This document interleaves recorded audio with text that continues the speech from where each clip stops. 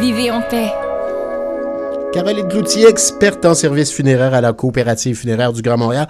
Bonjour.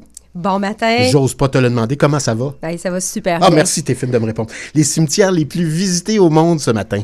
Ben oui, ce matin, j'avais envie de faire un peu un voyage autour du monde, puis aller visiter avec nos auditeurs des cimetières, en fait, les cimetières qui sont les plus visités au monde. Alors, je te laisse la devinette du cimetière numéro 1. Que j'ai déjà vu, puis toi aussi, j'en suis convaincu, le cimetière du Père-Lachaise à Paris. Oh oui, j'ai eu la chance de visiter Jim Morrison. De nombreuses reprises. La tombe de Jim Morrison, c'est un musée en soi, littéralement, ce cimetière-là, mais Jim Morrison, c'est quelque chose. Jim Morrison, c'est quelque chose. Et en hommage, là, les gens qui vont visiter sa tombe, ils laissent leur gomme sur un arbre, tu sais, un chewing-gum sur un arbre à côté. Quand même assez particulier. Des fois, c'est un bouchon de bière, un mégot de cigarette. Oui, mais es-tu encore là? On m'a déjà dit qu'il a été le Père-Lachaise a demandé qu'il soit déménagé. Non, il est encore là. Par contre, sa sépulture a été toute nettoyée. Et puis, qui on peut trouver, outre Jim Morrison, chanteur des Doors, bien sûr? On peut retrouver Édith Piaf, Henri Salvador, Bruno Cocatrix, qui était le directeur général de l'Olympia, le peintre Modigliani. Très particulier, on peut retrouver Molière et Jean de La Fontaine. OK. Et ils sont décédés bien avant la création du cimetière. Le cimetière date de 1804. On parle, pour Molière, décédé en 1673. Oui, qui a été mis dans une fosse commune. On a créé un monument, je pense, du côté de Molière. Ce qui est arrivé, c'est que quand il y a eu la création du cimetière, là, au début, c'était pas du tout populaire. Les gens boudaient un peu l'endroit. Et puis, pour faire un coup de marketing, pour attirer les gens... Ah tiens, donc, ça existait déjà dans ce temps-là. Oui, un coup de marketing, ils ont déménagé les sépultures de Molière et Jean de La Fontaine, et ça a marché. C'est un très bel endroit à visiter. Oui, tout à fait. Ça peut paraître macabre comme ça, on dit aller visiter un cimetière. Non, loin de là, c'est une belle journée. Ça prend une journée, visiter ça. Puis il faut être bien chaussé, parce que c'est tous des pavés. Là, mais c'est un beau bol d'air frais. Une autre sépulture qui est particulière à voir, c'est la tombe de Oscar Wilde.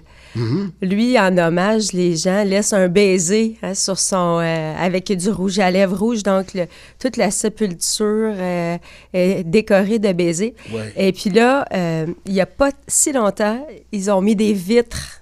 Parce que c'est un gros bloc, c'est une grosse sculpture, puis ça salissait toute la pierre, finalement. Il faut prendre une décision. Là, ils ont mis des coûte cher d'entretien.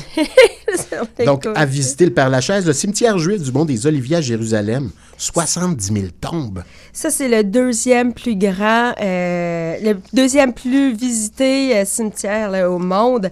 Le premier, on parle de 3,5 millions de visiteurs par année, là, qui vont au Père-Lachaise. C'est quand même beaucoup de monde. À Jérusalem, c'est toute une histoire, là, avec... L'as-tu déjà vu, toi? Non, mais moi, là, c'est sur mon bucket list. J'aimerais visiter Jérusalem un jour. C'est à voir comme ville, c'est un peu étrange comme ville.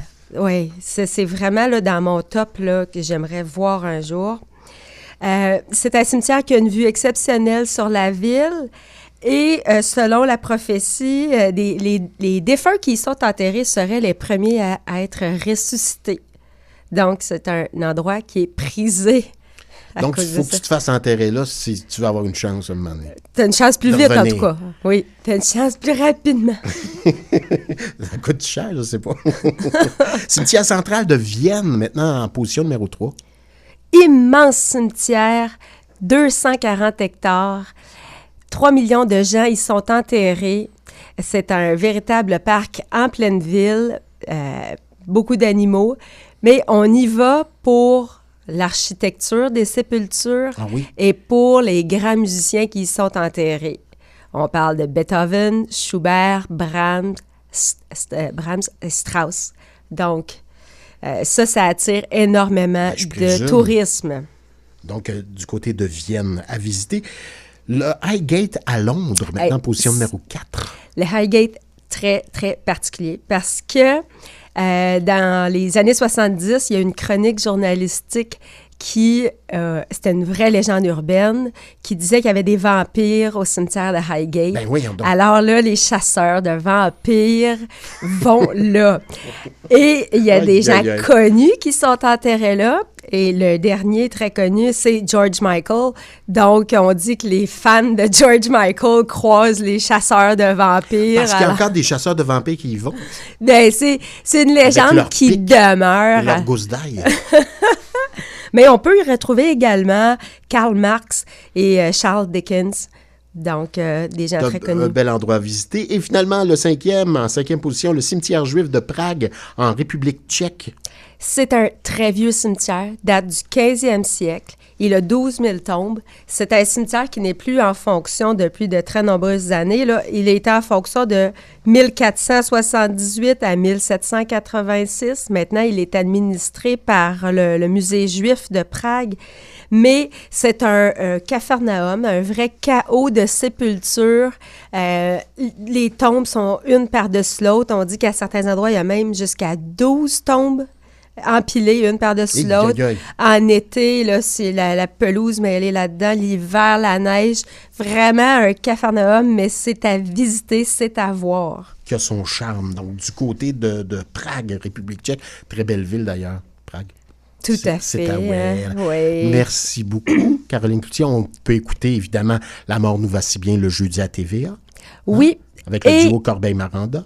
Et aussi, on lance nos conférences en succursale. Donc, dès aujourd'hui et mardi prochain, à la succursale de Longueuil, Maître Geneviève Rivet, qu'on a déjà accueilli, nous aborde différents sujets. Et ce matin, elle nous parle plus en longueur de qu'advient-il avec nos animaux de compagnie à notre décès. Donc, pour en savoir davantage, il y a un petit lien sur notre page Facebook, Coopérative funéraire du Grand Montréal. Merci beaucoup, Caroline. Vivez en paix, présenté par la Coopérative funéraire du Grand Montréal.